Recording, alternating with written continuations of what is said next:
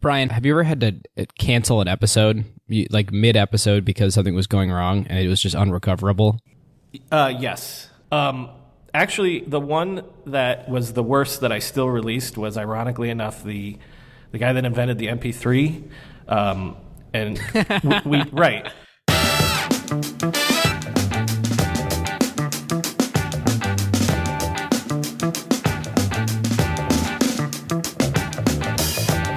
Welcome back to episode 33 of Acquired, the show about technology acquisitions and IPOs. I'm Ben Gilbert. I'm David Rosenthal. And we are your hosts. Today, we've got a great guest with us, Brian McCullough from the Internet History Podcasts.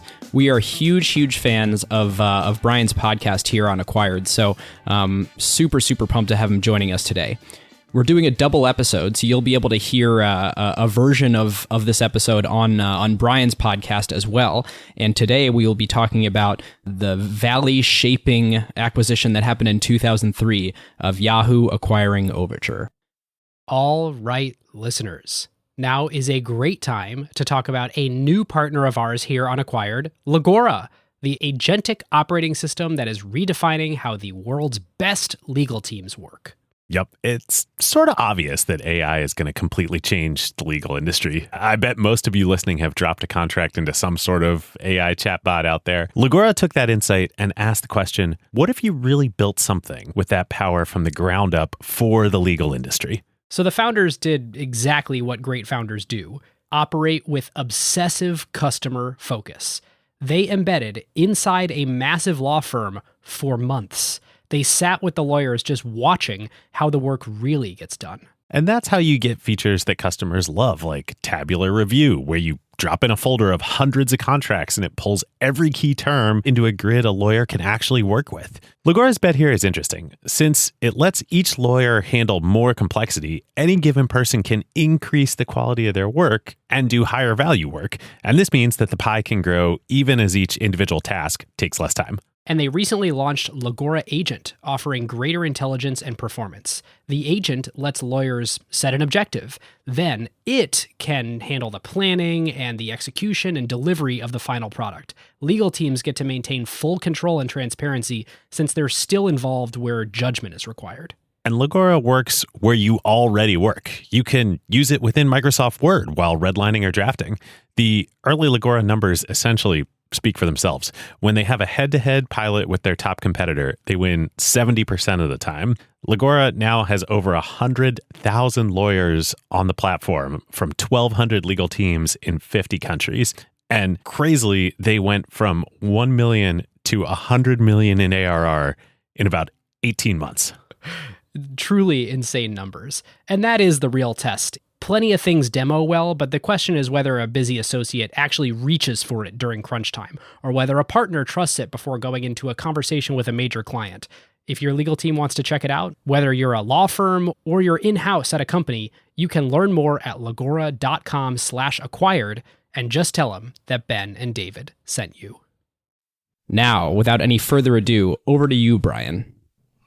Guys, thanks for doing this crossover. So yeah, today we're gonna be talking about an interesting acquisition story.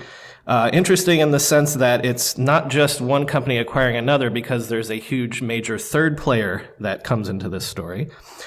But we're gonna talk today about Yahoo acquiring GoTo.com, which at the time of acquisition was known as Overture.com.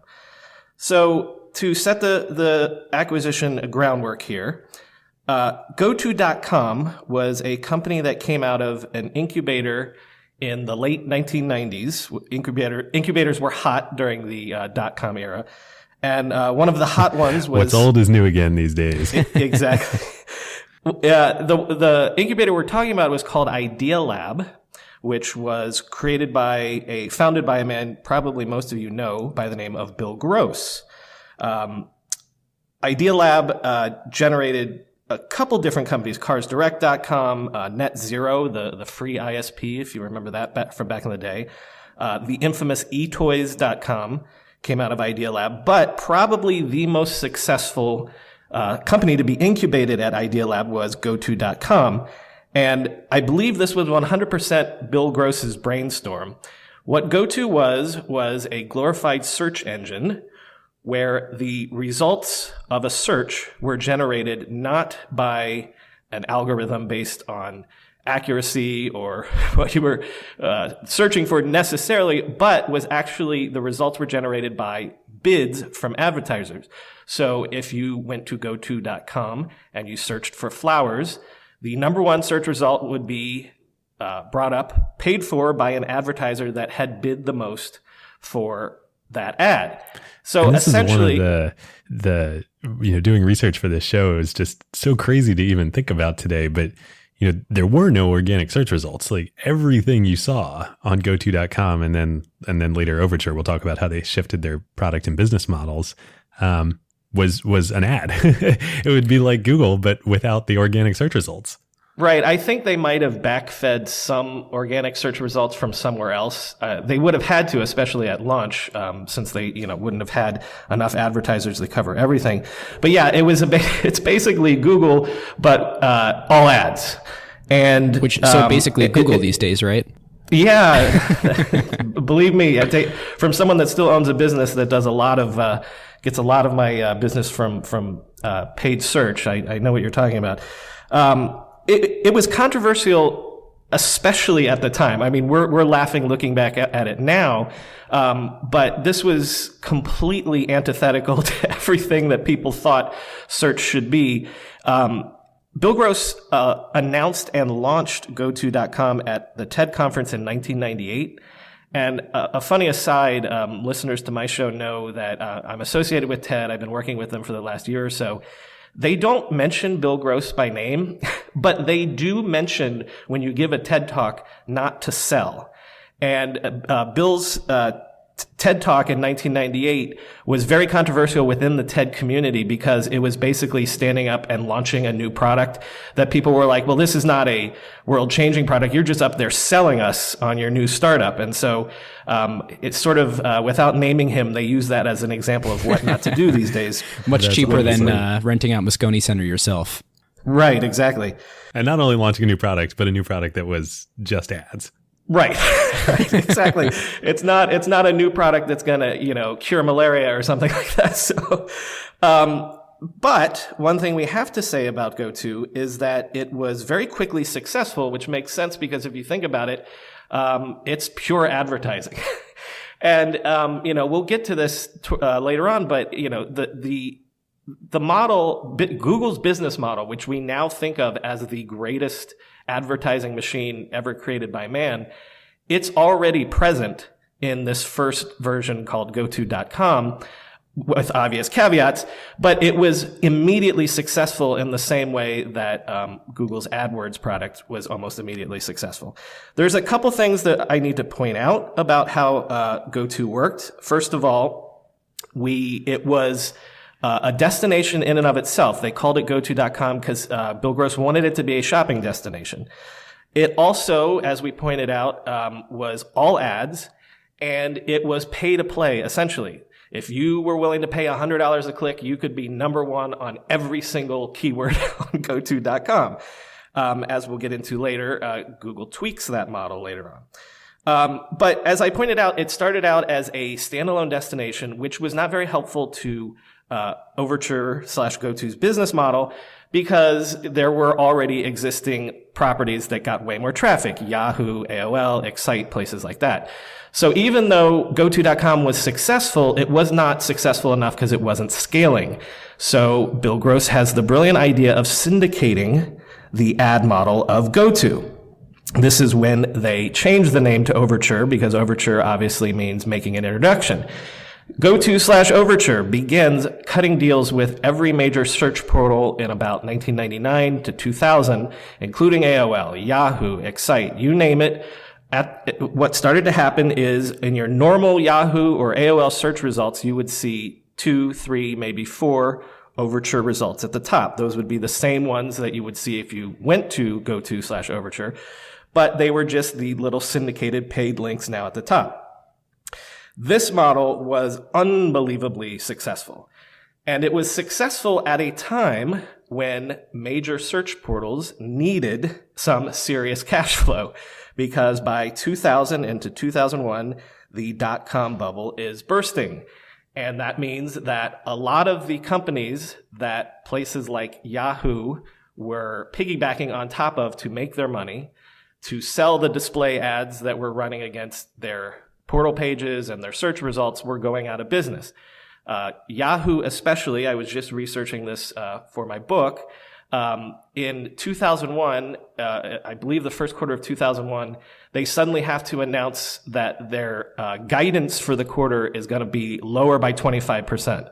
About a month later, they come back and they say, you know what? We're going to guide down another 25%. So imagine this is how bad it is in 2001, that twice a public company has to lower guidance by 25% within the same quarter. Wow. That's unimaginable today. Well, we hope so.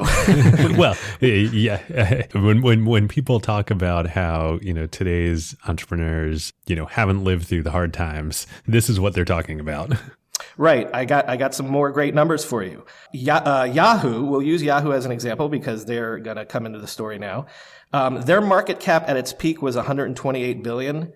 By January of 2001, their stock price had gone down from $118 to $4.05. The market cap had gone down from $128 billion to $11 billion. That's 92% down from its high.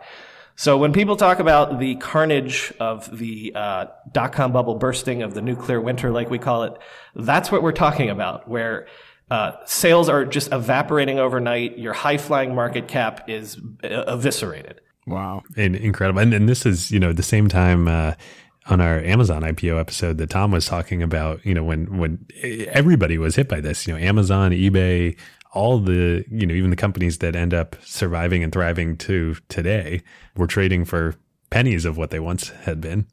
Well, into this crazy time period where everybody's losing money, all these dot-com companies are going away. Because that's what's exactly happening to Yahoo, is that they had ridden, the pets.com, the toys.com, the iVillage.com, all these dot-coms that were willing to spend all their VC money in order to stand out from the crowd and hopefully have a flashy IPO. They're gone. So overnight, Yahoo loses somewhere around 60% of its advertising base.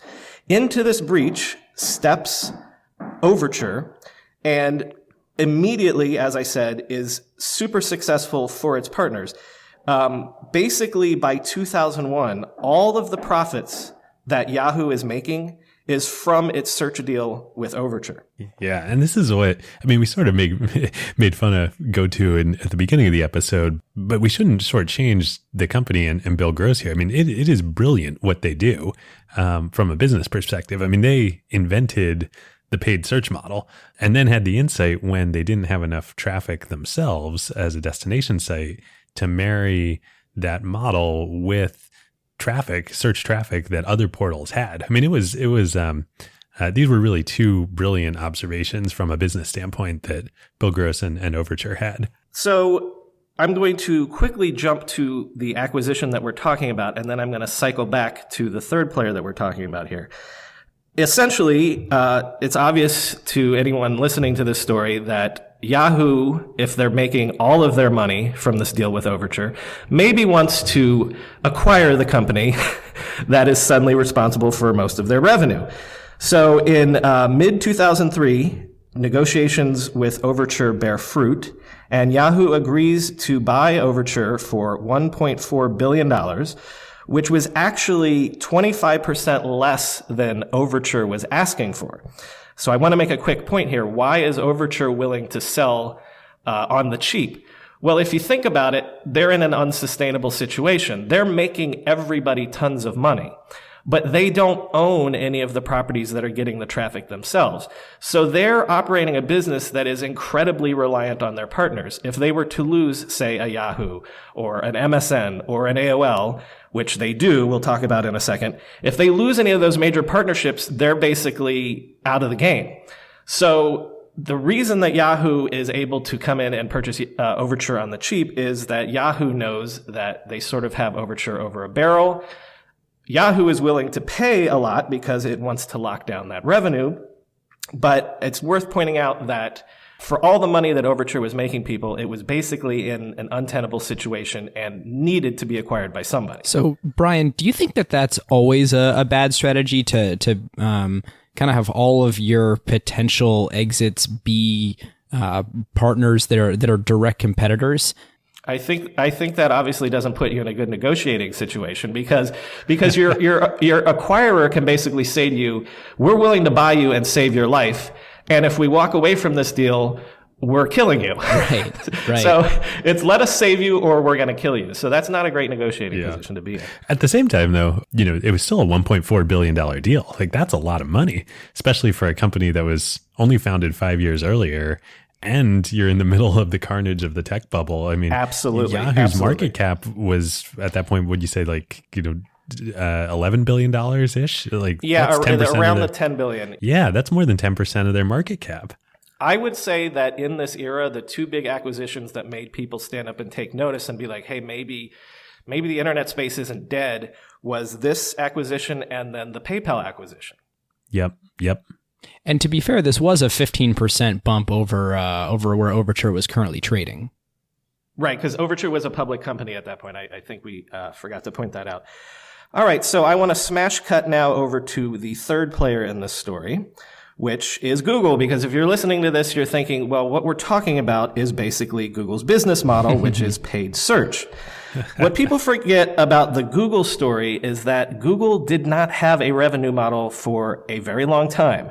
Their original business model, when they took their money from Sequoia and Kleiner Perkins, was basically to syndicate search results. So again, we're in an era where there are 7 or 8 major search players. And I'm saying search in quotes because a lot of them weren't doing real search. They were more portals. But search was a component of what the portals were offering people. So Google's original business model was to basically offer the search results to these 7 or 8 players and get licensing deals for providing the service. And what's crazy to think about how different the world was back then. I could be wrong on this, but I'm pretty sure that the way Google did that was through the Google Search Appliance, which was actually a piece of hardware that their partners would install in their data centers. Like, that's for so fans hard of, to imagine. Yeah, today. for fans of Silicon Valley, they made a box. Well, so now, if you're Google in 2001 and you're sort of hunting around for a business model, because really that licensing your search results to 7 or 8 players doesn't really scale very well. It's a decent business. It's not a multi-billion-dollar business. And if you're Google in 2001, you're looking over at Overture, and you're seeing that Overture is having incredible success in what is essentially your space. And they're doing it via a business model that is pretty obvious. As an example, 2001 is the first year that Google actually is profitable. And in 2001, its revenues were $85 million. In that same year, Overture had revenue of $288 million. And at that point, Overture was growing faster. It was growing its revenues faster. So Google does what is the obvious thing in retrospect, and probably even at the time. They say, hey, maybe let's give this Overture model a try. The original version of AdWords that Google launched was basically CPM. They were still text-based ads, and they were put at the top of search results, but they were glorified banner ads, even though they were text. Basically, advertisers paid per 1,000 viewers for the ads that showed up. One thing that we haven't pointed out is that Overture has pioneered paying per click, CPC, which advertisers love because it's much easier to measure results versus measuring on a CPM basis. So Google first experiments by doing AdWords at the top, and a Ford or a Coke or whoever would pay by the 1,000 viewers, and then they start to introduce what Overture's doing. So they're putting search results on a cost per click basis at the top, and then later on the side, as we're more familiar with. But they do 2 things that Overture hadn't done, 2 huge innovations. Number one, Overture always had editors. So if you submitted an ad to Overture and you say, I want to advertise for flowers, they would have to make sure that you really were a flower business. They would have to make sure that the ad was copacetic. They would have to make sure, they approve your text and all those things. Well, we know Google as, the company of engineers, where there's no problem that can't be solved by math and some decent engineering. Mm-hmm. So they don't want to do this editorial stuff. And so they create an automated system whereas with Overture, you would submit your ad and it would take a day or two for the ad to go live. Google created an automated system where you would bid on keywords, submit your ad, and the algorithms would make sure that the ads were cool, and your ad would be running within the hour. They also targeted small advertisers. Overture was still in this sort of display ad business, or the traditional ad business where you're chasing big brand advertisers. And Google said, hey, if you've got a credit card, I don't care who you are, throw $50 at us and you can run some ads and see if this works for you. So Google goes after small advertisers and basically creates the modern search advertising marketplace that we're familiar with today. And by going there after those small advertisers, they really created a new market too, because if you're Coke, you can go deploy $100 million on billboards around the country, and you can buy these brand advertisements. But if you're using search ads and you have metrics on the number of people clicking through for the first time, there's a real market for direct response advertising and not just brand awareness ads. Right, and it's a different type of advertiser where it's more direct response advertising as opposed to brand advertising, which traditionally still is in the display business as opposed to the search business. That's even true to this day to a large extent. All right, listeners, now is a great time to tell you about a longtime friend of the show, Vanta. AI has scrambled the whole security picture. It used to be that you proved that you were secure once a year, an audit or a static PDF, then everyone would nod and you're done. But in an AI-first world, that doesn't hold up anymore. Yep, your risk surface changes every week now. A vendor turns on an AI feature or someone writes in a new model without telling IT, and your posture is different than it was last week, let alone at your last audit. Vanta's own research found that around 70% of companies have this quote-unquote shadow AI running with no security review at all. Right. And that's where Vanta comes in. They're the leading agentic trust platform, meaning they've built the thing that closes the gap. And the way that they close that gap is Vanta Agent. Think of it as a GRC engineer, that's governance, risk, and compliance, except that it's software and it doesn't sleep. It finds the issues, drafts the fixes, and cuts the time that you'd spend on vendor assessments in half. In half! Which is exactly why more than 16,000 companies today run on Vanta. Companies like Ramp, Cursor, and Snowflake all stay audit ready and catch the risks that crop up between audits across every vendor, every AI tool, the whole environment. And that's the real value. Trust has to be continuous now, which is why Vanta automates your security, your compliance, and the work to earn and prove trust. We're huge fans of Vanta over here, and literally hundreds of acquired listeners have become Vanta customers at their companies over the years. So you can get $1,000 off Vanta at vanta.com/acquired. That's VANTA.com/acquired for $1,000 off, and just tell them that Ben and David sent you. So the second key innovation is it's not just pay to play. You can't go into a keyword, be willing to pay $100 per click, and be guaranteed at the top. Google, of course, being Google, again, wants to have this sense that, hey, it's a win-win-win for everybody. We want to have the most relevant ads so that the ads will almost be useful to a searcher, not an annoyance to a searcher. So they introduced this key innovation of the click response rates affect the bidding process for the keywords. So it's not just the person that pays the highest gets to the top. It's some combination of the person willing to pay the highest and the person whose ads gets clicked on the most, and thus making that ad probably the most relevant. Yeah. And we'll circle back and talk more about this later in the episode in the analysis, but this is a super key point for two reasons. One, that allows Google through their system to actually optimize revenue, not just the amount of money that people would spend on a given auction, but the way their revenue will be the amount of money spent on a CPC ad times the number of people who click. So by optimizing for also people who click, they optimize revenue. And then the second key point is that this is a really hard math problem and a hard data problem that Google is going to need a lot of engineering and technology to solve. And we'll see that come back later. Right. And I think that it's worth underlining that, and that Google actually is able to make more money by this model, because by making it more relevant, if you do the math, and it's too complicated to go into here, but it actually ends up making Google more money because they're getting more money from the ads that are clicked on the most. Yeah, and Brian, is this the point that Google introduces that other innovation of lowering the price of the bid to just above the second highest bidder? Yes. In the Overture model, if you were willing to pay 50 cents and the number 2 bidder was willing to pay 10 cents, when you got clicked on, you still paid that 50 cents, which sounds crazy, and it was. And so one of the things that really won people over from Overture to Google's AdWords, and I can speak from experience because I was one of these advertisers at the time, was, okay, on Google's model, if I pay 50 cents, my competitor bids 10, if they click on my ad, I'm only paying 11 cents. I'm only paying just over what the second person was bidding.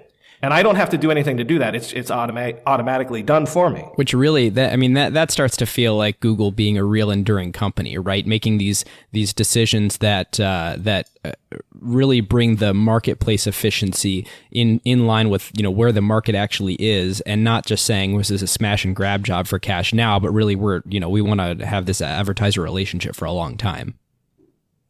Indeed. So let me pick up the story. It's February of 2002 that the modern AdWords as we know it, with the change to cost per click and with this quality score on ads is introduced. February of 2002, and one of the executives that is brought in to lead the ad team at this point is a young lady by the name of Sheryl Sandberg. And Sheryl, as we know, basically... I feel like I've heard of her somewhere. makes her early career by the success of AdWords. But let's go back to the Yahoo, Overture, Google triangle here, because Yahoo had a pre-existing relationship with Google. Google had been, since 2002, providing the search results for Yahoo. People always forget this. Yahoo was never technically a search engine. It started out as a human-powered directory, and through the mid to late 90s, that was their differentiator. Search engines just didn't really work very well. And so Yahoo sort of made its name by saying, if you come to us, go through our directory, you're going to find what you want to look for because we've taken the time, like actual human beings have taken the time to sort this out for you. And they were touting the fact that they were a media company, and their primary revenue driver at that point, or at least a little before, was the banner ads that they were putting on their own first-party media content, right? They did a lot of things to try to introduce e-commerce. There was Yahoo Shops and things like that. But yeah, they're still 80% of their business, as we discussed, were people buying banner ads, especially the .com companies buying banner ads. So Yahoo already has this pre-existing relationship with Google, and Google has seen that Overture has created this incredible business by syndicating these paid search results. So around 2002, Google starts to do the same thing. And remember, there's still these multiple players. There's still AOL is the biggest player at this point. Yahoo is the biggest portal at this point. And so Google is starting to shop around this idea that, hey, we can syndicate our AdWords in the same way that Overture does. And so the first person that they go to try to cut a deal like this is Yahoo, who they have this pre-existing relationship with. And so that is really when Yahoo starts to get the idea of maybe it itself needs to get into the search game. As we're saying, search was not their business. They were basically selling ads against eyeballs, thus we're calling them portal sites. But an interesting thing is that since Yahoo and Google have this relationship, Yahoo is able to take a look at Google's internals. And so in the same way that it can see on its bottom line all the money that it's making with Overture, it can see when Google is similarly having incredible success syndicating its AdWords ads. The big deal that Google is able to pull off is when it steals AOL from Overture. Overture had been providing those paid links at the top of AOL search results. Google swoops in and steals that business from Overture to the tune of about $100 million. At least that was the deal and guaranteed revenue that they had to offer to AOL. But again, because Yahoo has this relationship with Google, it can see that the AOL deal is instantaneously extremely successful for Google. This is around the same time, if you guys might remember, the summer of 2002, that Yahoo first tries to buy Google. Before they make the overture to Overture, they try to buy Google for $3 billion and are rebuffed, which is interesting because at that point, Google's revenue was probably only about $240 million a year, and Yahoo's yearly revenue was $837 million. It's starting to recover in this period from the dot-com bust. A CEO by the name of Terry Semel comes in and basically doubles down on the display advertising business and turning Yahoo into a media destination. So Yahoo's stock price was only about $7 a share. And so the $5 billion purchase price that Google wanted, Yahoo's offering $3 billion, Google wants $5 billion, would essentially have meant that Yahoo was going to spend basically its entire market cap to swing the deal. It definitely would not have been a merger of equals. It would have been basically Google taking over Yahoo by proxy. Wow. So Yahoo does not get to buy Google. And so in its mind, it has to do the next best thing. Overture is obviously the business model that Google has copied and is having success with. So why can't Yahoo just go ahead, buy Overture, buy another company, get into the search game, and basically replicate the business model that Google is having success with, that it has copied from Overture? Sounds great. What could go wrong? What could go wrong? And so this is essentially what happens. The first thing that Yahoo purchases is Inktomi. So that gives them what a lot of people at the time thought was a search engine that was equivalent in quality to Google, or at least the second best search engine on the planet at that point. So they buy Inktomi in late 2002 at a relative bargain. The acquisition was $257 million. And so then on top of that, they turn around and pay the $1.4 billion for the search ad pioneer Overture. So those are two big acquisitions. Remember, Yahoo's market cap is under $10 billion at that point, but it's a lot less than what Google had been asking for, right? Right. So the acquisition goes through, and it's immediately a big win for Overture because a big win for Yahoo because overnight acquiring Overture triples Yahoo's profits. In 2004, its revenue doubled and the profit more than tripled by bringing Overture's search ad business in-house. And it actually immediately has a positive impact on Yahoo's stock, which goes from $16 a share the day that the Overture deal was announced to $37 a share about a year later.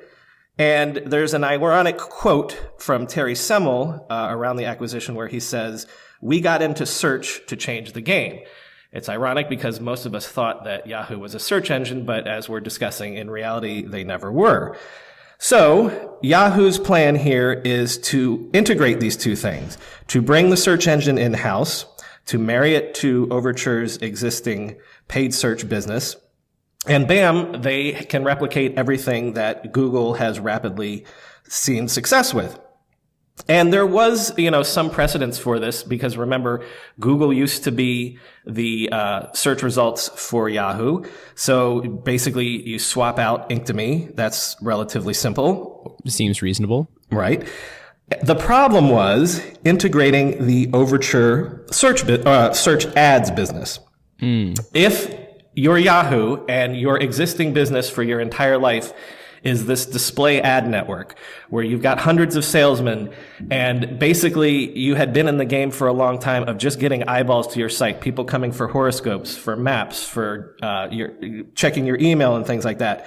All of a sudden, you basically have to upend the culture of the company. and say, we're in this engineering-based search business. And it turns out that that was the problem of the acquisition, that it was a huge, on some level, technical headache to integrate the Overture business into Yahoo. But more than anything else, it was a cultural headache, a cultural clash of trying to change Yahoo's business model basically midstream. So many thoughts, but holding my tongue for analysis. Well, let me wrap this up then and explain why the acquisition, we can say, was not entirely successful. They bring in Overture, and the Overture team conflicts with the existing Yahoo engineering team. The Overture business model conflicts with the existing Yahoo display ad business model. People don't get along. People aren't executing, or let's just say that different teams are moving in different directions. Not everyone's rowing the boat in the same way. At some point in 2005, they fire the original Overture CEO that was brought in with the acquisition. And here's another name that you might recognize. Guess who they bring in to try to save the Overture business, the integration of the Overture business? A hint, we did an episode about his company being acquired. It was a young gentleman by the name of Jeff Weiner, who we now are more familiar with as LinkedIn CEO. And Weiner did have success integrating the Inktomi search, just swapping them out. That had been done before. But he had an incredibly difficult time putting the Overture business together with the search business. There was this huge project called Project Panama that Yahoo promised for years and years and years would launch and would be just as easy to use as AdWords. All you had to have was a credit card. We'll have the automated system. We'll do the ad scoring so that we're going to reward people for the most times they're clicked on, the ad relevance, that sort of thing. Basically everything that Google had done with AdWords. Project Panama was supposed to do the same thing, only better, of course. But they never really pulled that off. I believe that Project Panama was announced in late 2004 or early 2005. Panama does not actually launch to the public, to companies willing to buy ads, until February of 2007. So long after Google had IPO'd. By 2007, when Project Panama launches, Yahoo's sales that year were almost $7 billion. So in the intervening years, they have been successful at turning their business around and making some money off of search. But the problem was they were not as successful as Google, who in 2007 reported revenue of $16.6 billion. So because of the integration issues, because of the cultural issues, by the time that Yahoo finally realizes its dream of building AdWords based off the acquisition of Overture and Inktomi, it's too late. Google has already run away with the search crown. It has by far the largest measure of the search market overall, and Yahoo is basically an also-ran. And by the way, even when it launched, Project Panama was not that great. And for acquired listeners, Brian's previous episode of the Internet History Podcast was an interview with Gary Flake, which is really, really exceptional if you get a chance to go listen to that. And Brian and Gary were discussing this notion of a multi-sided marketplace as a living, breathing ecosystem. So when the Overture deal went through, there were customers on one side of the ecosystem and searchers on the other side of the ecosystem, and then a third party, which is the actual search providers. And this is an interesting takeaway for other businesses that we'll be analyzing in the future. But when they decided to put a lot of the Overture engineers sort of on pause to go and start what would become Project Panama, you really like slow down the fuel into the ecosystem, and the machine stops working. So you can't just tell all your customers like, hey, bear with us for 2 years while we build a better widget here for you guys. I mean, Google very, very much took that opportunity to swoop in, and then you're kind of starting from a not quite a cold start problem, but anybody who started a marketplace from scratch knows that how inefficient and how rough they are at first, and by kind of going and hitting the reset button for Project Panama really cost them a lot of ground in those intervening years. Yeah, absolutely. Well, and there's one more twist to the story before we can start to get into analyzing all of this. Remember, and everyone acknowledges this, Google basically copies Overture's business. AdWords was not a direct copy of what Overture was doing because clearly Google did it better. But everyone noticed, including Overture, that Google had basically copied them. And so even before Yahoo acquired Overture, Overture sued Google for either copyright infringement, IP infringement, or something. It's actually a little murky because it turns out that Yahoo, who had acquired Overture at this point, eventually settles with Google. If it was a slam dunk case, why would you settle with a competitor that basically has, in your eyes, stolen your business model and is having great success with it? In the end, before Google, goes public in 2004, they settle the litigation with Overture/Yahoo, and Yahoo gets, and we were talking about this over email, the numbers we're not sure about. I believe something like $400 million of Google stock, pre-IPO Google stock. The only numbers that I'm sure about, and then you can cut in and correct me if you know more, is that I believe at some point in 2005, after Google goes public, Yahoo sells 4.2 million shares of Google, pocketing nearly $1 billion, which very much boosted its bottom line in that year. So there's further irony in the sense that all along, Google is still helping keep Yahoo afloat, basically because Yahoo has so much Google stock.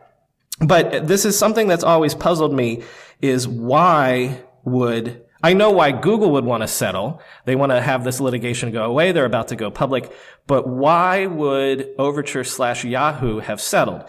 The best that I can figure is that the patents that Overture originally had weren't that good. I found in Stephen Levy's book about Google called In the Plex, I found a quote from Bill Gross where he's talking about the patents. Before Overture itself goes public, apparently they hadn't nailed down many patents. And Bill Gross says that they're rushing to patent everything they can. I don't know why they hadn't done this before. And the quote is, "We patented everything else we could think of, a bunch of obscure things like the way we could accept bids, but these were silly patents. The real patents would have been worth billions." Interesting, because in several places that refer to these patents, they talk about the, quote, essential components related to the features and innovations surrounding our bid for placement products and our pay-per-performance search strategies. And it seems like, I don't know, maybe they didn't fully think it through, and like you're saying, patented a lot of the less valuable stuff, but there was a failure to see the forest through the trees there. In my conversation with Gary Flake, I also got the impression that Yahoo just thought it could do it better. You know, who are these upstarts at Google? We're Yahoo. We've been in this game since 1995. We've got more money. We've got more talent, engineering talent. We've got more resources.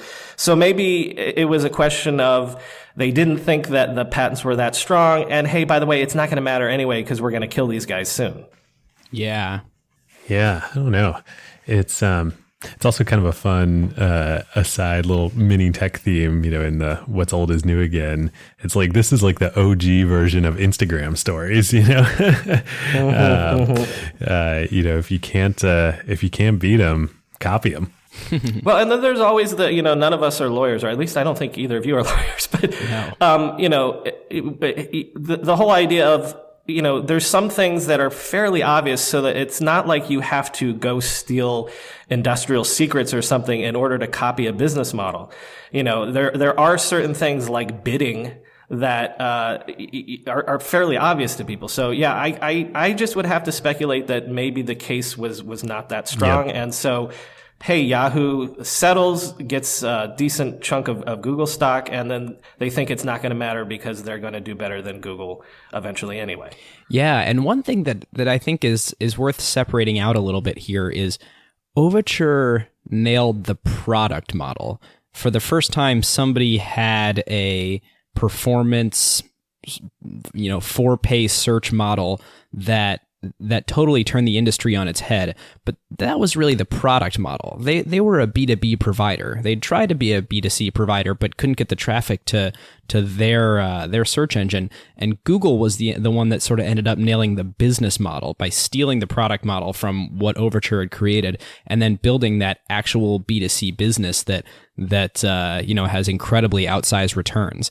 And I think this is probably a well-known, well-researched thing, but it really just occurred to me that if you think about the value chain and everyone that ends up contributing to the ultimate search results that you see, or the ultimate social stories that you see on Facebook, the biggest companies that command the most market cap and capture the most value are these B2C companies. And if you're deciding, swing and a miss on B2C with GoTo.com, we're going to be Overture and be a B2B provider, you may have pioneered the best product, but you're settling for a smaller opportunity in being a B2B provider.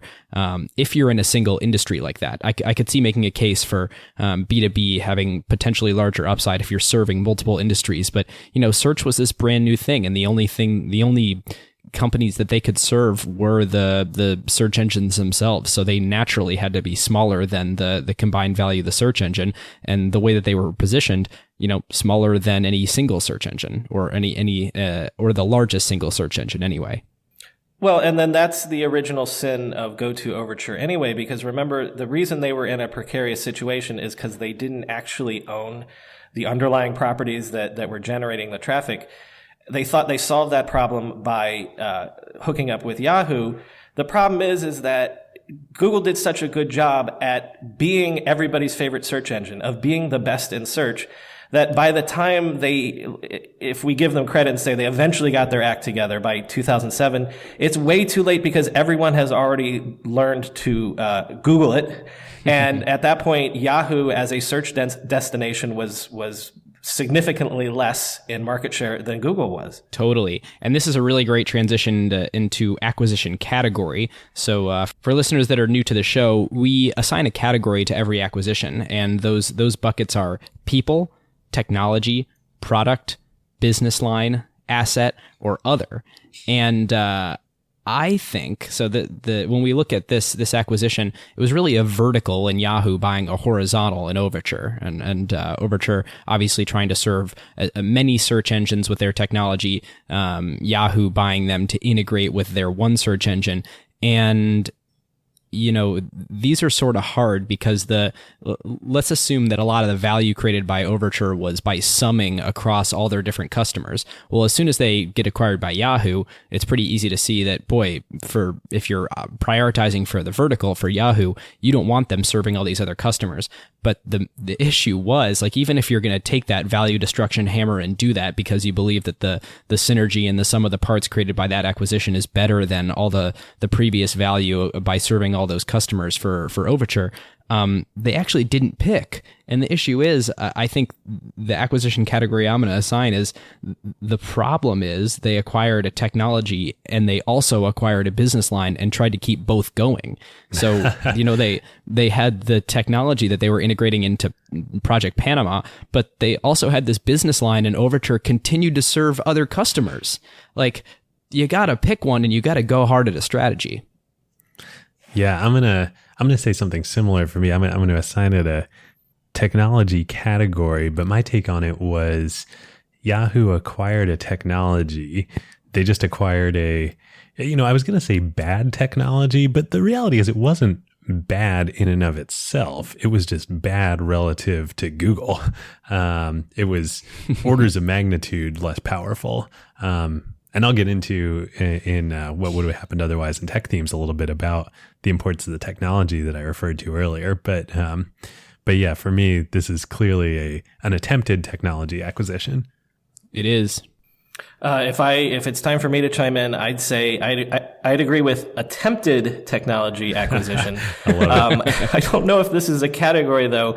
It's an aspirational acquisition, because it's in the same way that Google had looked across at Overture and said, "Hey, there's gold in them there hills." Yahoo has looked over at Google and said, "There's gold in them there hills," and guess what? It's search. Again, we can't underline enough that what essentially Yahoo fails to do is that it fails to recognize, just like everyone else did, that there was actually money to be made in search, and that Yahoo should have been in the search business and was in the search business. That's essentially the main reason why people first came to Yahoo in the first place.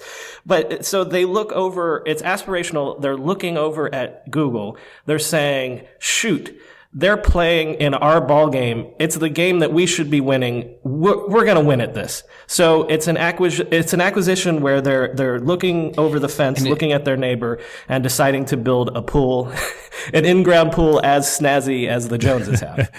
Yeah, it's almost like they wanted to build a new business line in search, but rather than, taking the market cap and cost pain of just acquiring Google, which they should have done, they decided instead, we'll buy these couple other players in search, these technologies, and build it ourselves into this new business line, and clearly failed miserably. Well, a more recent analogy would be Google looking over at Facebook and saying, wow, social's where it's at. Yeah. And, they did make several attempts to become a social media company. To their credit, they didn't drive their business into the ground to do it. But in essence, that's the same thing that we're looking at here, is looking at the young upstart coming up behind you, seeing that they've created this amazing business and trying to copy that business or get into that business at the very least. Oh, that's not that hard. Yeah. And I think the huge takeaway and the thing that we forget today in the world of, but my job is professionally to try and start new startups. And so all the time I'm going, let me go, see what keywords are going for in this category right now as my very first step.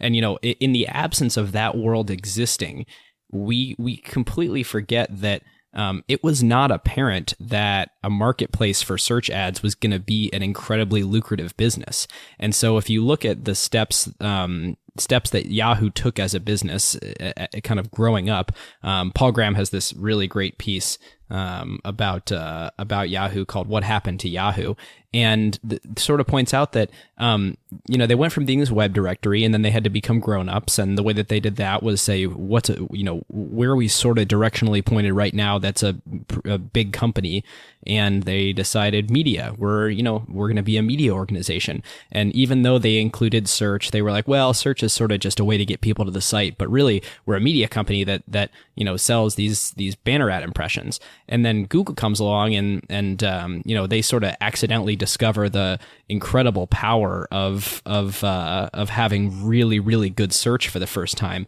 And then Overture, discovers that sort of second innovation, the first being actually very good search using the PageRank algorithm, the second being the sort of business model of selling paid search ads. And oh my God, it's tens or hundreds times more valuable than anybody thought it was going to be. So then Yahoo very quickly has to try and figure out, how do we pull an about face and get into this new really big business that's even bigger than, the media business that we thought we were trying to get into. All right, listeners. Now is a great time to thank our longtime friend of the show, ServiceNow. If you are running a large enterprise, AI agents are likely spread across every team, and deploying them is no longer the hard part. Yeah. The hard part is knowing what permissions they have, what employees are using them for, or what decisions AI is making. AI security for an enterprise at scale is not a small concern. The risks are real. Exactly. And the challenge with AI is governing it, securing it, measuring it, and making sure that it actually delivers value. That is why ServiceNow built the AI Control Tower. Yep. AI Control Tower gives enterprises a single place to see, manage, govern, and optimize AI across the entire business. And it works with any AI, not just theirs. Every device on your network, every permission across every system, every AI agent visible and secure in one place. And ServiceNow can do this because they've spent more than 20 years building the operational backbone of the enterprise, the workflows, governance, approvals, security controls, and institutional knowledge that power how work actually gets done across IT, HR, customer service, finance, and security. ServiceNow already runs more than 100 billion workflows annually and trillions of transactions for more than 85% of the Fortune 500. So when companies need a place to govern AI at enterprise scale, They're building on a platform at the center of how their business already operates. And in a future that isn't going to be one AI, it's going to be thousands of AI agents working across every function of the company. But the question is, who's managing them all? So if you're trying to turn AI ambition into real business outcomes and make it work safely, securely, at scale, go check out servicenow.com/acquired and tell them that Ben and David sent you. If you guys are okay with it, I think this is a great point to jump to what would have happened otherwise, because I've been itching all episode to bring this up. Let's do it. The ultimate point of PG's post that Brian sent to us is that Yahoo wasn't an engineering centric culture and Google was, and that to win at search, you needed to have really excellent engineering and technology. And this is sort of what I've been referring to all along.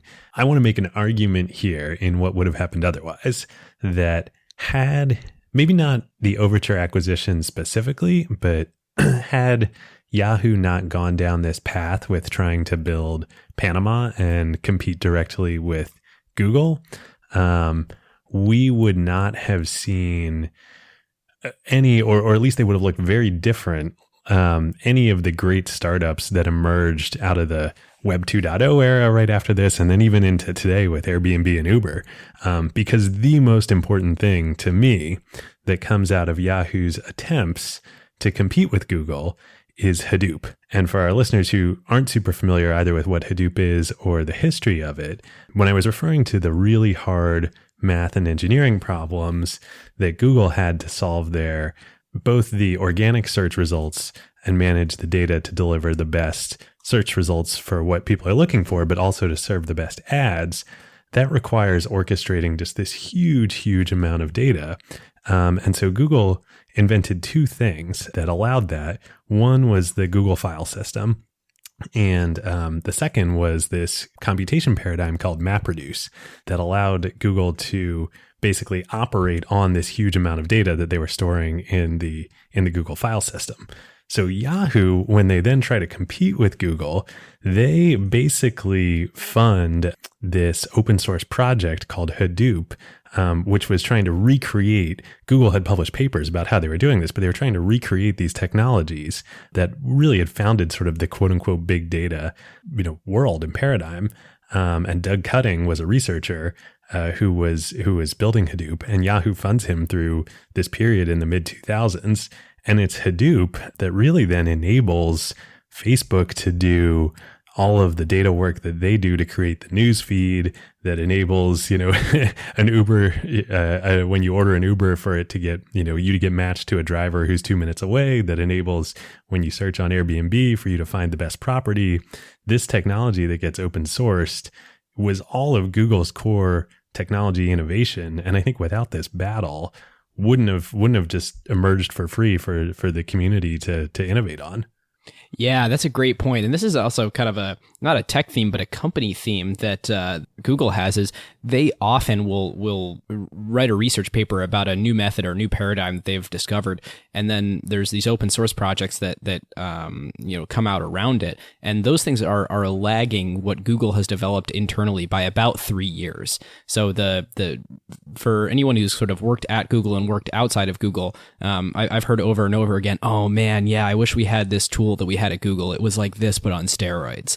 And it's interesting to hear about, the announcement of TensorFlow was after they had a very similar machine learning system at Google for about 3 years before announcing that. Containers and the same thing as well. Docker, the same thing. Google was running on containers long before Docker existed. Yep. And so it's really like, I think one of the themes of this acquisition is how the heck are you supposed to compete with a company that is that engineering centric and has built that far into the future relative to other companies?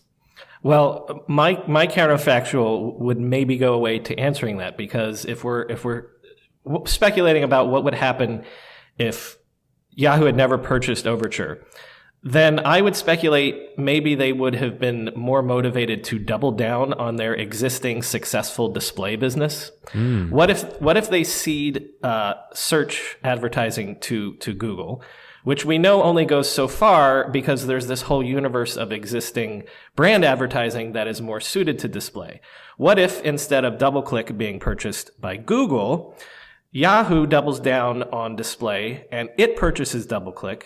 And then in the world of mobile that we now live in, where display is more suited to mobile advertising, would Yahoo have been in a stronger situation to be a major player in the next paradigm, in the mobile paradigm? Oh man, I love that, because that touches on a few things here. I love that idea that if you're missing the current round, then you're actually in a better position to take on the next round. A la, the iPhone being in a better, or Apple being in a better position than Microsoft to go into mobile because they had nothing to lose, whereas Windows was hugely successful and was hard to move into a mobile form factor. Sort of the same analogy of, if Yahoo had really just totally lost the search ad war, would they be in a better spot for the display war? And for listeners not familiar with DoubleClick, that's basically the off property Google ad network. So when you're going to a publisher like New York Times and you see an ad there that's provided by an ad network, that's probably provided somewhere in the chain of Google, and DoubleClick, which they acquired, delivering that ad off of the search page. So yeah, Brian, that's a super interesting what would have happened otherwise. Yeah. Like Yahoo punting on paid search altogether. And just maybe throw in the towel, say, yeah, you know what, just give us AdWords, we'll put them at the top. And our core competency is something that it turns out Google had to chase. When Google buys DoubleClick, it is to expand beyond just search ads and into the broader internet advertising arena in general. So if Yahoo had just thrown in the towel there, seeded the game at that point, and then gone back to its core competency, then maybe we would have seen a situation where Google's knocking on Yahoo's door asking to acquire them somewhere down the road. Interesting.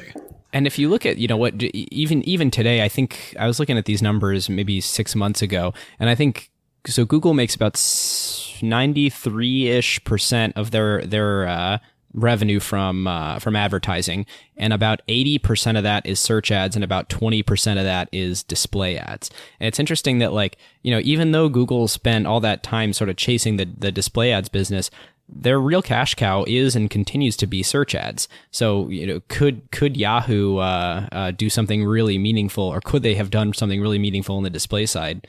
Only history knows. Well, and of course, famously, Yahoo's kind of like, I don't know what the right analogy is here of, always the bridesmaid, never the bride, or just what, but they famously attempt to acquire Facebook as well. That's right. Shortly after this. And really interesting to think about, display and more impression-based advertising, let's say, open it up beyond just display, is really much closer to Yahoo's core competency than search and performance-based advertising, which of course is what Facebook does, and in large amount. That was exactly sort of the counterfactual dream that I was having. Not that I have any vested interest or love for Yahoo, but in a world where, like you said, impression-based ads are more important, or growing more important every day, could Yahoo still be a major player had they stayed, in that core competency? Yeah. Well, I think no matter what's cool about this acquisition and this period of history, and why we're doing it on both of our shows, is not so much. I mean, the acquisition itself, most people have forgotten, but this really was a crossroads of history. I mean, the amount of things that both happened and didn't happen because of this really shaped, every major platform that's emerged ever since. Yeah. Yeah, it absolutely did. And we also, there's two major innovations here, and one of them Google came up with and one of them didn't. And, one is the PageRank algorithm to actually have good search on the internet, and two is the business model of search, and that business model was Overture's innovation. While we're talking about counterfactuals a little bit, Brian, you'd mentioned on your last episode with Gary Flake that Yahoo never had any power over their customers since they never had a first-party offering. It would seem that there are business model ways to make this not a big deal. Like you look at Microsoft, until recently they never made hardware, but boy, did they command power over all the OEMs that were installing Windows. Do you think that the way to stay in a good position when you're a horizontal provider like this is not to let any of your customers get too large on their own? Or do you think it's that you do have to have a credible first-party offering? Or maybe it's that you're so big that you're never trying to sell? Like, what do you think the way that Overture could have solved for that problem would have been? Yeah, you said Yahoo at the beginning, but I know you meant Overture. Yeah. Sorry about that. I don't think so, because the answer to your question, no matter how many ways I could twist my pretzel logic to try to make it happen, what fundamentally Overture was in was a platform business. And so without a platform of its own, it was never sustainable in the end. I see what you're saying. There's got to be some sort of a world where you supply the ammunition to all sides and you're just a neutral arbiter in the middle. But that would never happen because of the politics involved the next time, the 3-year deal with AOL was up, or the next time the deal with Yahoo was up, because your partners at the very least are always going to try to pay less. And at the very least, they're going to if you try to play each other off each other, you're going to piss one guy off and then maybe they leave your network. I just don't see a scenario unless Overture had been lucky and had been earlier, and so it had the larger market cap, and so it could have started buying off buying up its partners. By being late, by being smaller, I just don't see any scenario where they would ever be able to relax. It would always be a shifting sand that they were standing on, and I just don't see it could ever have worked. Yeah. All right. Anybody have anything before we move into tech themes? Not that we're not already. I feel like we're already deep into tech themes, but why don't you kick it off, Ben? Yeah. I actually don't really have one right now. I think I've talked a lot. You're at a loss for words. We've been doing it for 15 minutes. Yeah. I'm looking here at my list of tech themes and I'm like, talked about that.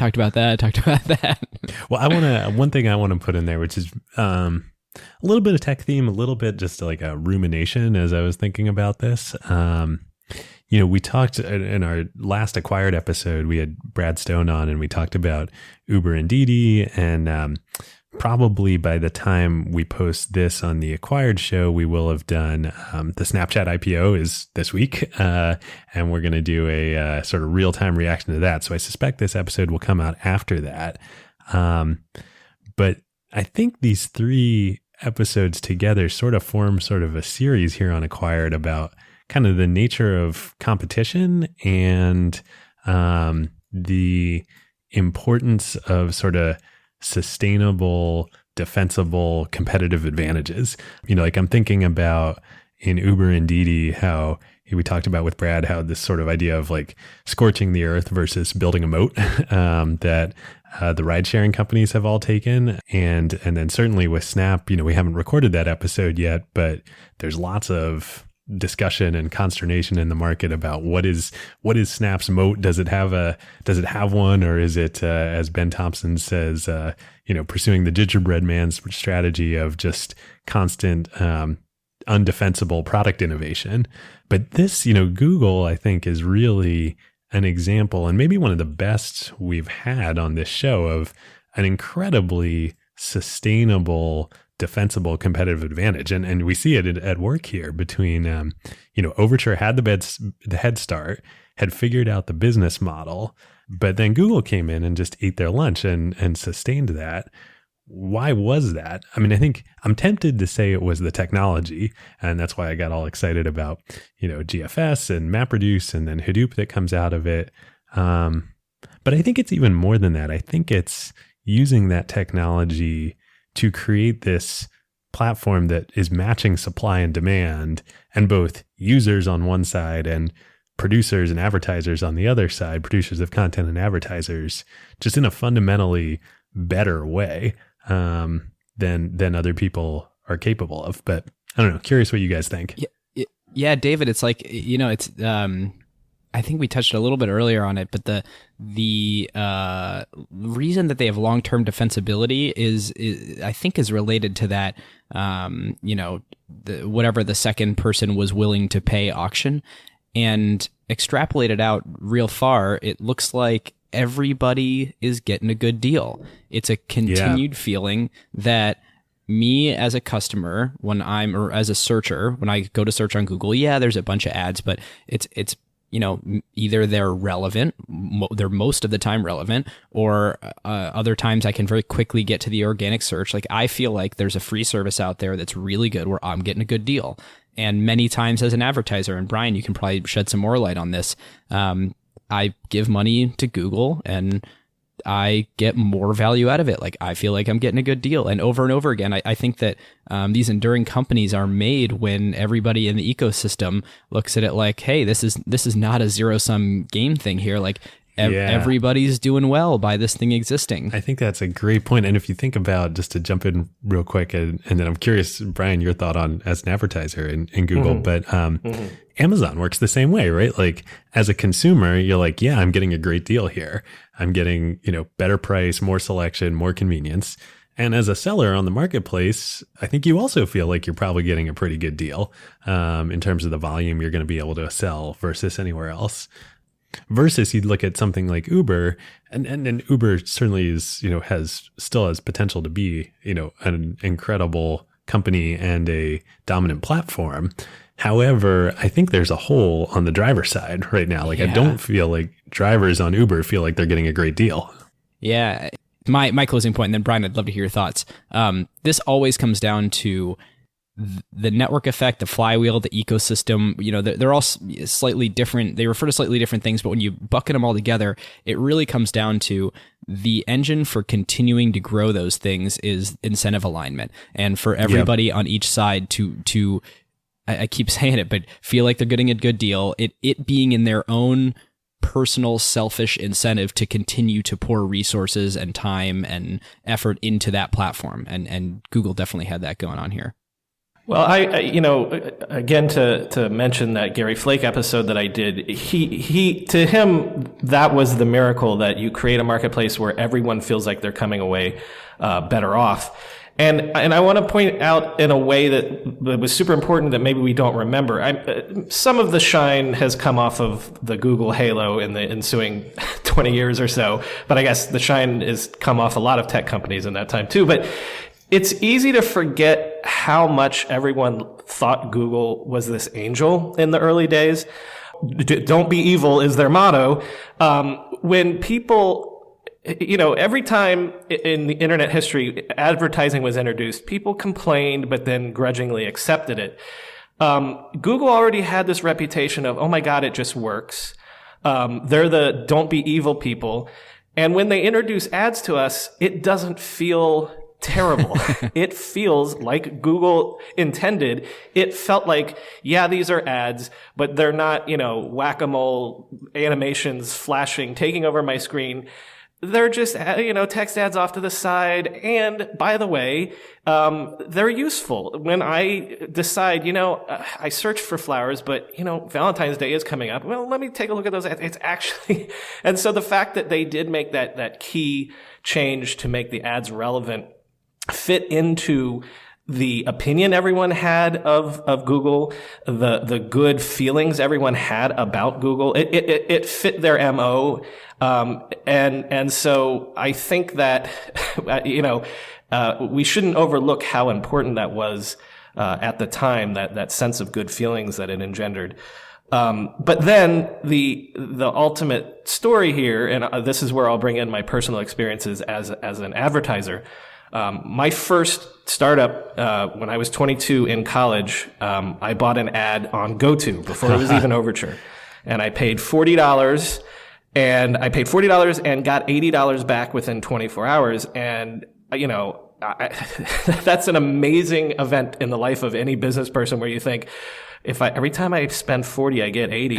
I'll do this all day, every day for the rest of my life. It's like you've learned how to turn lead into gold. Right. So like that was the magic of paid search of like we said, the greatest advertising engine ever devised by man for reasons that other people have talked about because you're at the point of intention and things like that. But then that business, my first company, was actually built on AdWords. And the reason was not that, when I used AdWords for the first time, it was more magical. No, it was the same magic, but the difference was that's where the traffic was. So even though for years and years and years, I still probably maintained a certain budget on Overture and eventually Yahoo, that business was built on Google. It was built on AdWords because it was a business that the best way to market the product was direct marketing at the point of intention. It was a web-based product. And so, I was never going to buy ads on TV or a magazine. I was always going to buy ads online, and most of the audience, in my mind, it felt like 90% of the audience, even though I don't think Google's market share has ever surpassed 70% or something like that. But it felt to me the audience that mattered. In the same way that people talk today about for app development with iOS versus Android, the money's really in iOS. For whatever reason, iOS users spend more than Android users. It always felt that way, that the money was with Google. The market, my customers were on Google. And that's why my first company was built on Google. Which is just such a great, real world illustration of the flywheel, right? Like more customers bring more advertisers, which gives more money to Google, which all the data generated by both further improve the search results, which bring more customers, which bring more advertisers. Yep.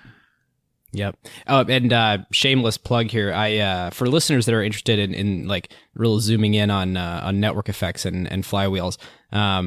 That Dave and I mentioned it a few episodes ago, but the talk that I gave on that is up. So we'll tweet that or maybe put it on the website or something. But it'll definitely be on our Twitter. So go check that out if you want to hear me ramble about network effects and flywheels and ecosystems for a while.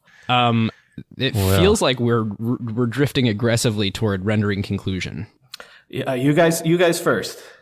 So, did it end up being a good deal? And I think the way that we talk about these things on Acquired is, was it in the long run, did it end up being worth it?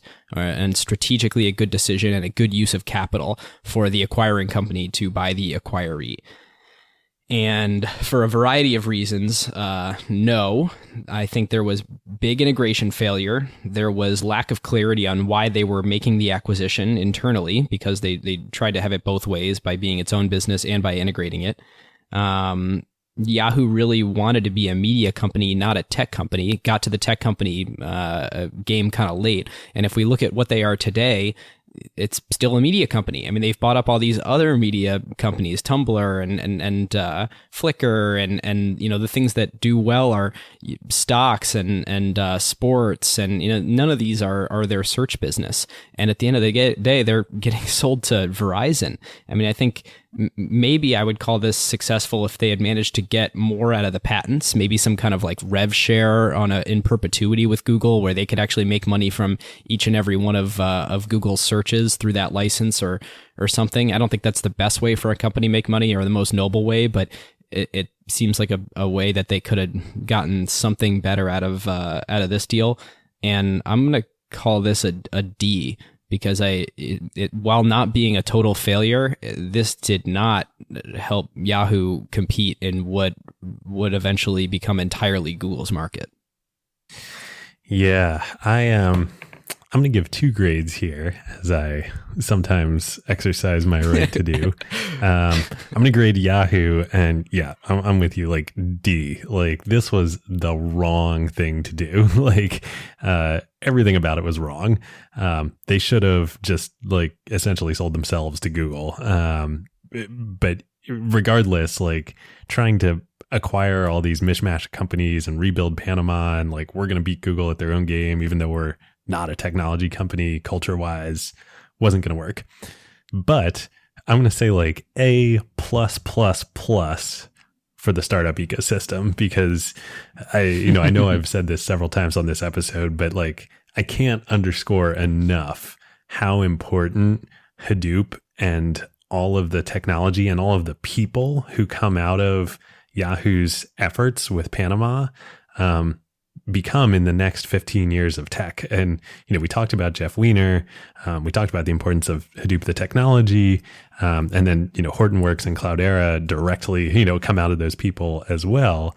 But there's actually, even another set of companies, WhatsApp would not have happened, I don't think, without Project Panama, because Brian Acton and Jan Koum, they worked on Project Panama at Yahoo. That's where they met. And then they left and they started WhatsApp. So the list just goes on and on. It's almost like a PayPal mafia type moment. Well, actually, people forget that Yahoo was a huge player in Web 2.0 and web technologies coming back. I mean, with the Flickr acquisition, Delicious acquisition, they made a stab there. This is almost an aside. They made a stab there at a very important moment in time, remaining relevant and providing support for a lot of people that would go on to do things that create the world that we know today. Yeah. And that's what makes it, and you mentioned Flickr, even Stuart Butterfield, right? Who's, founder and CEO of Slack now. It's both so sad for Yahoo that they had this talent and these technologies within the company, and now they're part of Verizon. But also just so great for innovation in the ecosystem that these people passed through there and met one another. And I think that's the magic of Silicon Valley, right? Is these interactions that you can't foresee between technologies and people and companies, lead to this innovation that takes the world in new places. Well, my grade is going to end up being a C, and I'll explain why in a second. It's partially grading on a curve because the intentionality of the acquisition is to buy the pieces that will allow you to copy the greatest advertising machine, as we've said several times now, in the history of the world. So if that's your intention to create to put the pieces together that will create what we now know to be Google, then absolutely A+, you've got to make that acquisition. It's an F in terms of how it turned out because, in the end, they say, don't bring a knife to a gunfight.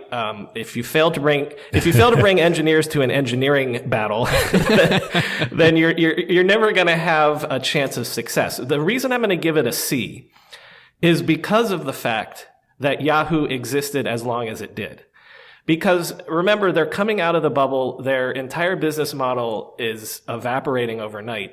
I think, their revenues were about $1 billion around 2001. And then, as high as $7 billion by the end of the decade. The fact that Google made billions and billions and billions more than them does not hide the fact that they were able to sputter along, even if they weren't able to successfully copy the model. That acquisition still allowed Google to be a big enough player that Microsoft wants to buy them for, what was it, $35 billion or something, and kept them going as a multi-billion-dollar profitable concern all the way into the second part of this decade. Got them to 20 years as an independent company. So I'm going to give it a C because it did do its intention, which was save the company, shift to this new way of doing business, survive the dot-com bubble, and remain a player. They're not a player. They didn't become the player that Google became, but the acquisition did allow them to get this far. That's a great point. Yep. A lot of shareholder value for a lot of years there that I glazed over in saying they didn't beat Google and then sold to Verizon. Like there's 15 years in the middle that weren't so bad. All right. With that, should we move on to Carve Outs? Yeah, let's do it. I've got a quick, easy read that is I would say fun, but it might make you take a hard look at things. It's my buddy's getting married in September, and he sent me some of the stuff he was reading, and he loved this one article.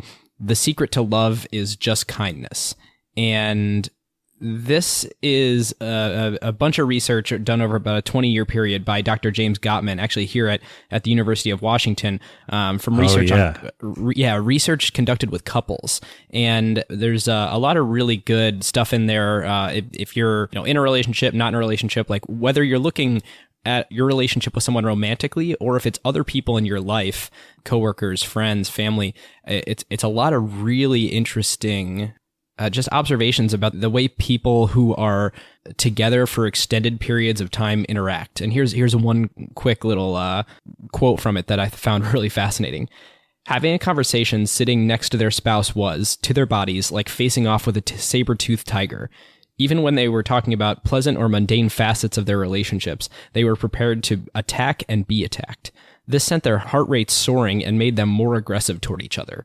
And this is talking about, there's sort of two different types of couples that from all these years of research. There were sort of the ones that succeeded and the ones that failed. And the ones that failed, years before they failed, were exhibiting these like intense biological signs of heart racing when they were around each other, yet were exhibiting complete sort of like calm, stone-faced demeanors to the world. So, imagine trying to read a person that you're around extremely often and having that internal turmoil in both of you biologically, but representing it as a very amicable relationship. It's the findings are super fascinating. I highly recommend you go read it for whatever purpose in your life. That sounds especially dangerous as a recommendation, though, because what if you're in a relationship and you read this and you're like, I'm identifying with that problem. Well, I zoomed in there on the sort of one of the most crazy negative comments of the piece, but really the goal is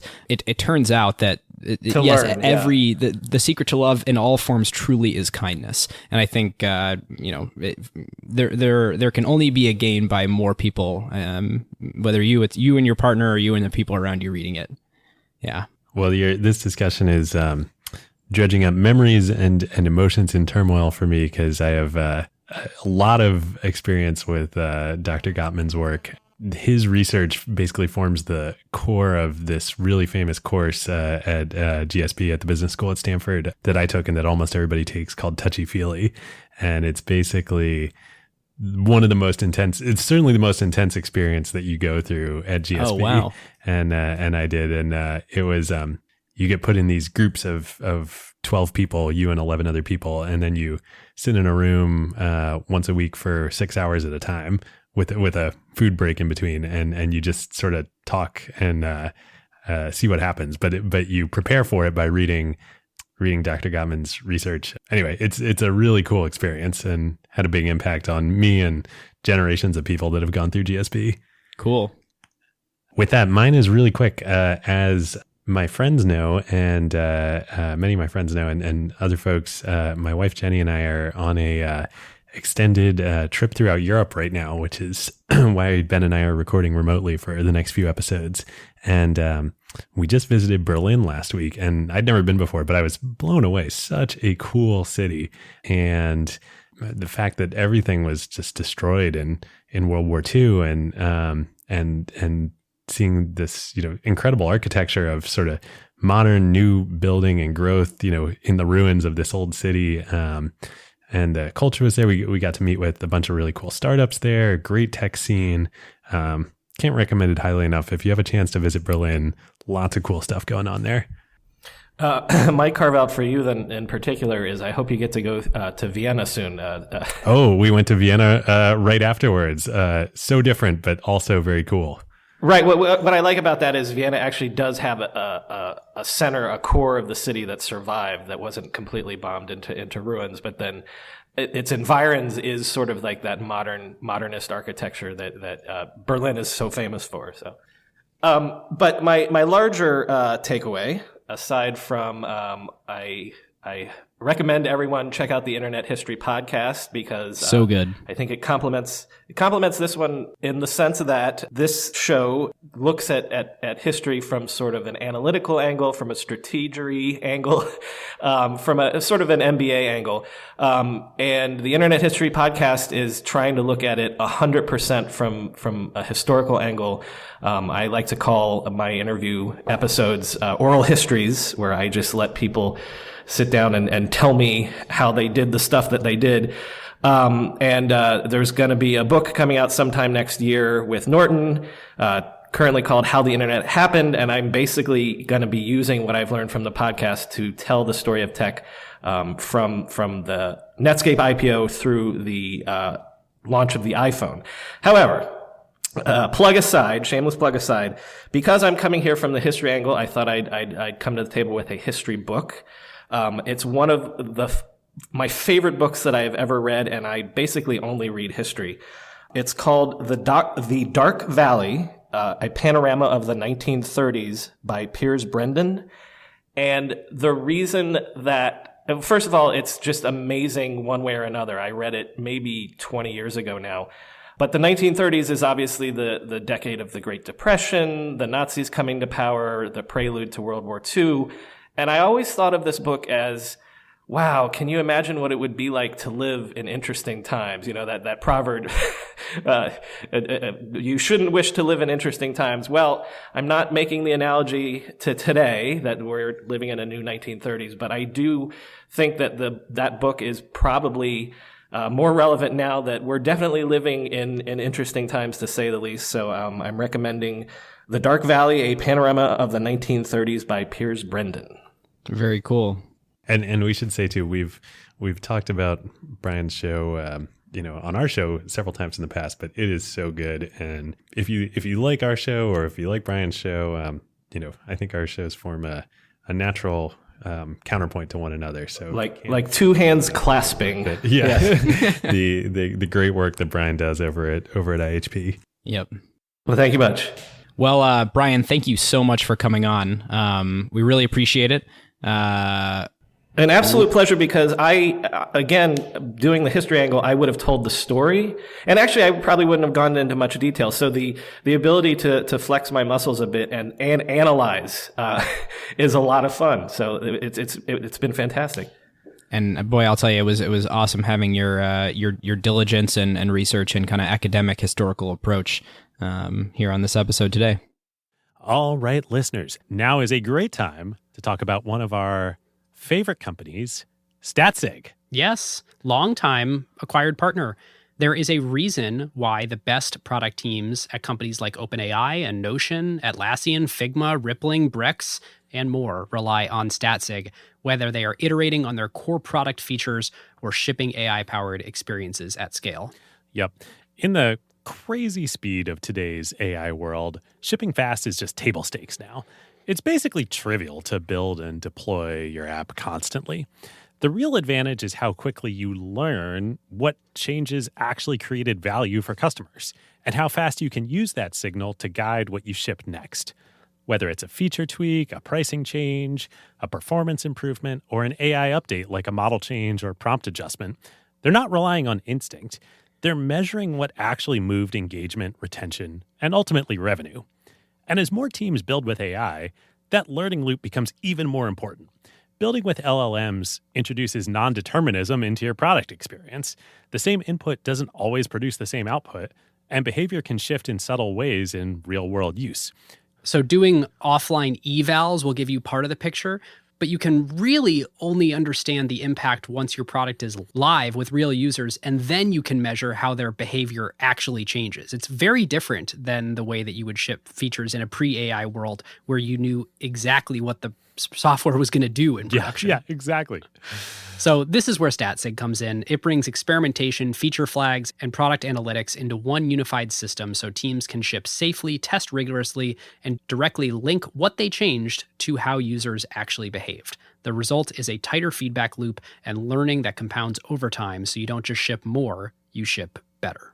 So if you want to make learning your competitive advantage, whether you're building new AI experiences or just evolving your existing core product, go to statsig.com/acquired to get started.